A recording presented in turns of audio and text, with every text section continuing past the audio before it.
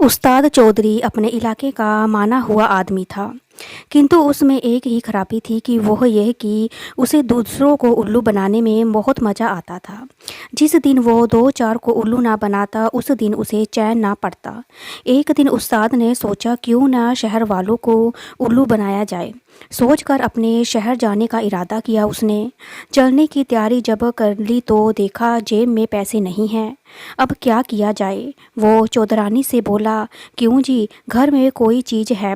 चौधरानी ने बताया, शेर भर घी होगा, इसी को बेचकर अपना काम चलाओ।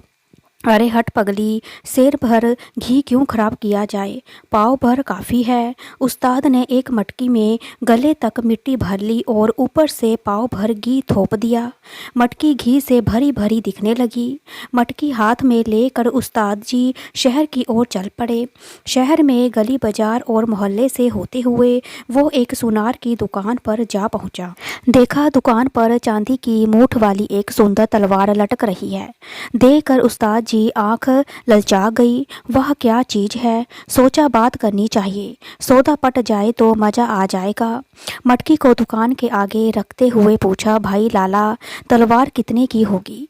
अपनी गंजी खोपड़ी को खुजलाते हुए लाला जी बोले, तलवार तो बहुत सस्ती है, लेकिन तुम कहाँ से आए हो और इस मटके में क्या है? मैं गांव से आया हूँ लाला, और इस मटके में गांव का घी है, एकदम शुद्ध और ताज़ा घी। देखकर लाला के मुंह से लार टपक पड़ी। बोला, देखो चौधरी, ये तलवार भी शुद्ध चांदी की है, इसे बनाने में बहुत पैसा लगा है, पर मैं देखता हूँ कि तलवार तुम्हें बहुत पसंद आई तो ले लो। तुम्हारे इस घी के बदले मैं अपनी तलवार तुम्हें दे दूंगा। चौधरी को उम्मीद ना थी कि सौदा इतनी जल्दी पट जाएगा। अपने तलवार को म्यान से निकाला और सब खूब अच्छी तरह देखकर फिर म्यान में घोंस दी। इस सौदे के कारण दोनों की जान पहचान हो गई। लौटते हुए लाला जी बोले, चौधरी, अगली बार आओ तो जितना हो सके उतना घी साथ लेते आना, बदले में अपनी पसंद की कोई भी दूसरी चीज़ लेते जाना। अगली बार तुम्हारी चौधरानी के लिए ऐसी अंगूठी बना दूंगा कि जिंदगी भर तुम्हारी गुलामी बन कर रहेगी। अच्छा कहकर चौधरी वहाँ से चल दिया। उसे डर था कहीं उसके रहते भंडा ना फूट जाए। वो फुर्ती से वहाँ से निकल गया। वापस लौटते हुए जब वो जंगल में पहुँचा तो सोचा क्यों ना तलवार की परीक्षा की जाए। उसने तलवार को म्यान से निकाला और जोर से एक पेड़ के तने पर दे मारी।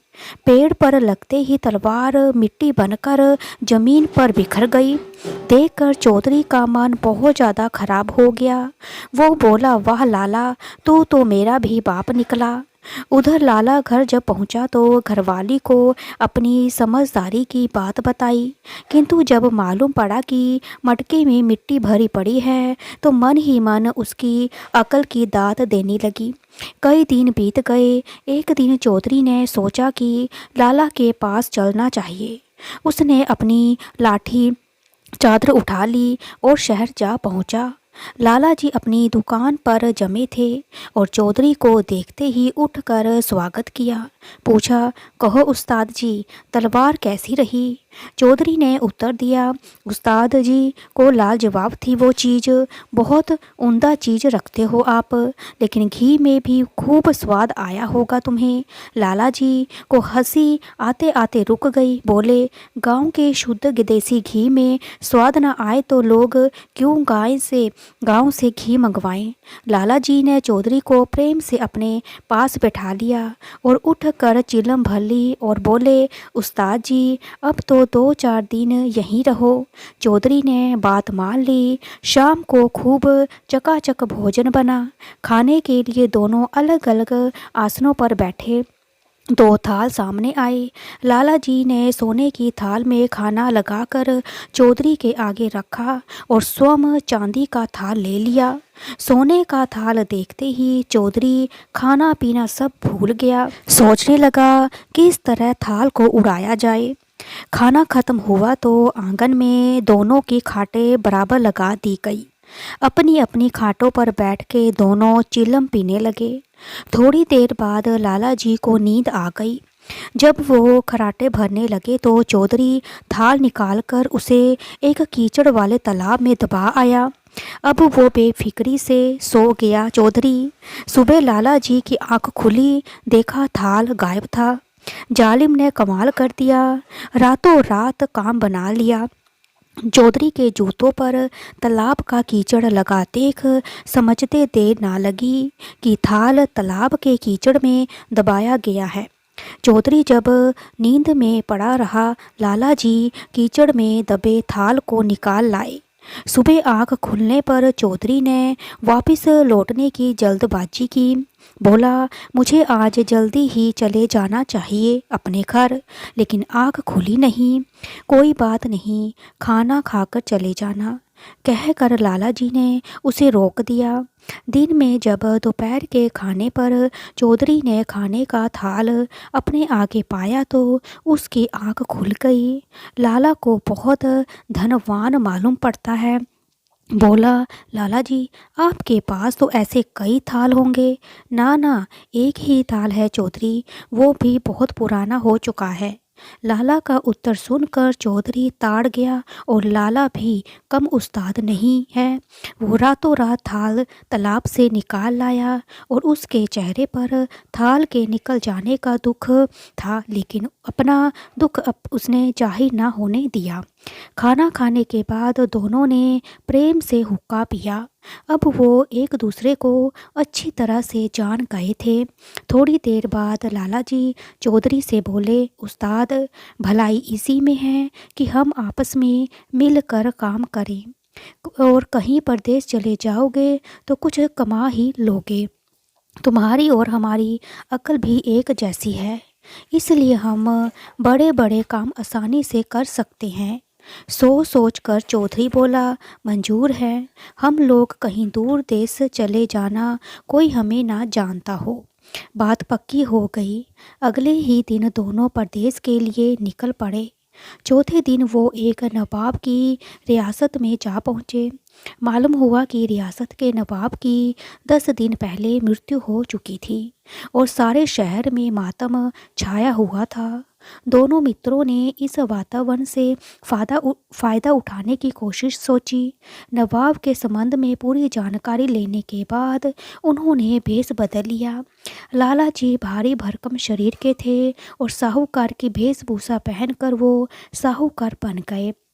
चौधरी कान में पेंसिल खोसकर उसका मुनीम बन गया। कागजों का एक बंडल लाल बस्ते में लपेटकर वो सेठ जी के साथ दरबार में जा थमका। आज नवाब का मृत्यु भोज दिया जा रहा था। दरबार में मुल्ला, मौलवी और दूसरे कई लोग इकट्ठा हुए थे। साहूकार को दरबार में आया देख सभी ने उसकी आवभगत की। कुछ देर शांति से बैठने के बाद मुनीम जी ने बड़े मौलवी से पूछा, नवाब साहब कहीं बाहर गए हैं क्या? मुनीम ने बात सुनकर मौलवी उदास हो बोला, अम्मा मुनीम जी, नवाब साहब तो बहुत प्यारे हो गए, आज उनका मृत्यु भोज दिया जा रहा है। मौलवी की बात सुनकर उन दोनों ने ऐसी सूरत बना ली मानो उनका कुछ छीन लिया गया हो। साहूकार तो बेहोश ही हो गया। उसकी ये दशा देखकर दरबार में खलबली मच गई। रोना धोना शुरू हो गया। तभी नवाब का बड़ा लड़का वहां आ पहुंचा। मुनीम ने बताया कि 10 वर्ष पहले नवाब साहब ने सेठ जी से 10,000 रुपये लिए थे। दोस्ती के नाते लिखा पढ़ी कुछ नहीं की थी, इसलिए सेठ जी बेहोश हो गए। सुनकर दरबारियों को बहुत ज़्यादा आश्चर्य हुआ। ठंडा पानी मंगाकर सेठ जी के सिर पर डाला गया। उन्हें होश में लाने की कोशिश की गई। होश में आकर सेठ ने एक बार आंख खोली और जोर से चिल्लाया, नवाब साहब, मेरे 10,000 रुपये, हाय 10,000 रुपये, यही नहीं तो जन्नत में आकर तुमसे ले लूँगा, कहकर वो फिर से बेहोश हो गया। देखकर मौलवियों ने सोचा, ये बनिए की जात कहीं पैसे के पीछे जान ना दे दी तो आफत खड़ी हो जाएगी। नवाब साहब का लड़का भी घबराया गया था। बोना, खुदा के लिए सेठ की जान बचाओ, मौत का दाग हमारे माथे पर ना लग जाए। मैं अभी सारी रकम चुकता कर दूंगा। सेठ को होश में लाया गया। पूछा, सेठ जी, आपके पास कोई सबूत है कि मेरे वालिद ने आपसे 10,000 रुपये लिए थे? लड़के की बात सुनकर सेठ बोला, सबूत तो कोई नहीं है, किंतु यदि मैं सच्चा हूँ तो नवाब साहब की कब्र पर चलो। नवाब साहब खुद बोलेंगे कि रुपए लिए हैं कि नहीं। सब ने सेठ की बात मान ली। तय हुआ कि आज रात को ही कब्र पर चला जाए। वहाँ से चलने जाने पर सेठ और मुनीम दोनों ने मशवरा किया। सेठ बोला, चौधरी, अंधेरा होने से पहले ही तुम कब्र में घुस जाना, डरना मत। नवाब का लड़का जब नवाब से पूछे तब ठीक ठीक जवाब देना। चौधरी बोला, मियाँ घबराओ क्यों रहे हो, बेफिक्र रहो, लेकिन खबरदार कहीं रुपए लेकर चपत ना हो जाना।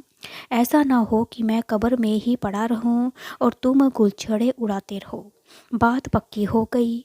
आधी रात के समय नवाब की मज़ार पर सारे शहर के लोग इकट्ठा हो गए। कब्र के किनारे एक तरफ सेठ जी खड़े थे और दूसरे किनारे नवाब के शहजादा आकर खड़े हो गए। कब्र पर झुककर शहजादे ने पूछा तो आवाज़ आई, हाँ बेटा, कुछ पहले साल सेठ जी ने मेरी मदद की थी। तुम उन्हें 10 के बजाय 15,000 रुपये दे दो। उनका एहसान मैं आज भी नहीं भूल सकता हूँ। ये सुनकर लोग सन्नाटे में आ गए। सेठ जी सच्चे साबित हो गए थे। दूसरे दिन जल्दी ही 15,000 रुपये की थैली सेठ जी को सौंप दी गई। 15,000 चांदी के सिक्के लेकर सेठ जी कदम जमीन पर नहीं पड़ रहे थे। मन में स्वार्थ तो भरा ही था। सोचा, अब कौन जाकर चौधरी को कब्र से निकाले। किसी ने देख लिया तो सारी रकम जाएगी और ऊपर से जूते तो पड़ेंगे ही, वो अलग। चौधरी किसी तरह स्वयं निकल आए तो ठीक है, ना निकला तो वो उसका राम नाम सत्य हो जाएगा। सोचकर सेठ बगल में गठरी दबाए तेजी से अपने घर की ओर चल पड़ा। अगर आपको मेरी कहानी अच्छी लगी तो लाइक करें, शेयर करें, सब्सक्राइब करें और मेरी वीडियो देखने के लिए थैंक यू सो मच।